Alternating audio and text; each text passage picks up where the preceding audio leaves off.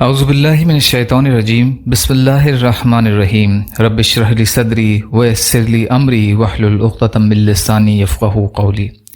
بکھرے موتی، چوتھا حصہ، پانچواں۔ سیدنا حضرت انس رضی اللہ تعالی عنہ فرماتے ہیں کہ مدینہ منورہ کی لونڈی بھی رسول اللہ صلی اللہ علیہ وسلم کو جہاں چاہتی دوسرے لوگوں سے الگ بات کرنے کے لیے لے جاتی۔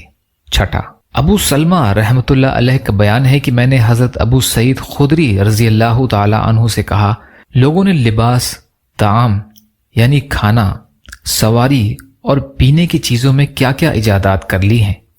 حضرت ابو سعید رضی اللہ تعالی عنہ نے جواب دیا، بھتیجے، آپ کا کھانا، پینا اور پہننا سب اللہ کے لیے ہونا چاہیے۔ اس میں اگر خود پسندی، فخریہ اور نمائش پیدا ہو جائے تو یہ گناہ اور اسراف ہے۔ تو گھر کے کاموں میں وہ سب کام کر جو رسول اللہ صلی اللہ علیہ وسلم کرتے تھے۔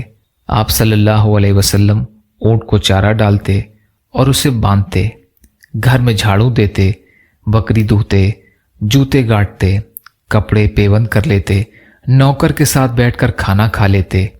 وہ تھک جاتا تو آٹا پیس دیتے، بازار سے چیزیں خرید لاتے اور اس میں کبھی کوئی عار یعنی شرم محسوس نہ کرتے، اور خریدی ہوئی چیز اپنے ہاتھ میں پکڑے ہوئے آتے یا کپڑے میں باندھ کر گھر واپس لے آتے۔ غنی، فقیر، بڑے اور چھوٹے سب سے مصافحہ کرتے، اور نمازیوں میں سے جو سامنے آ جاتا، چھوٹا ہو یا بڑا، کالا ہو یا گورا، آزاد ہو یا غلام، ہر ایک کو سلام کرنے میں پہل کرتے۔ منہاج المسلم۔ یا اللہ ہم سب کو کہنے سننے سے زیادہ عمل کی توفیق عطا فرما۔ یا اللہ مظلوم فلسطینیوں، کشمیریوں، روہنگیا مسلمان اور مسلمان جہاں بھی پریشان ہے، ظالموں کے ظلم کا شکار ہیں، ان کی مدد فرمائیے۔ ہم سب کو اپنی استطاعت کے بقدر اپنا حق ادا کرنے والا بنائیے۔ جو مانگا وہ بھی عطا کر دیجیے، جو بھول گئے وہ بھی عطا فرمائیے۔